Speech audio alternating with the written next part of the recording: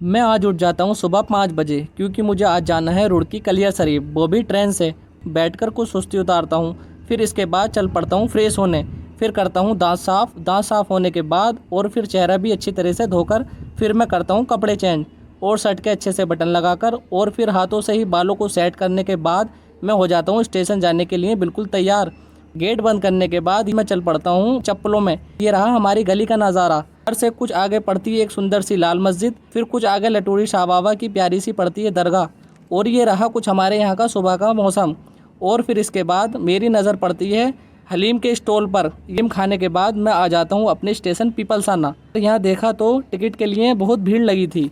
मुझे नहीं थी बिल्कुल भी टिकट की फिक्र, क्योंकि मेरा पहले से ही रिजर्वेशन था। और फिर ये रहा स्टेशन के अंदर का नज़ारा। फिर इसके बाद मैं करता हूँ अपनी ट्रेन चंडीगढ़ एक्सप्रेस का इंतज़ार। फिर कुछ इंतज़ार करने के बाद हमारी ट्रेन आ जाती है हमारे स्टेशन पीपलसाना। फिर इसके बाद मैं ढूंढने लगता हूँ अपना कोच मिलने के बाद मैं चढ़ जाता हूँ ट्रेन में। इसके बाद हमारा कोच था पूरा खाली। इसके बाद चल पड़ती है हमारी ट्रेन रुड़की के लिए। चलो पीपलसाना को कर देते हैं अब बाय बाय।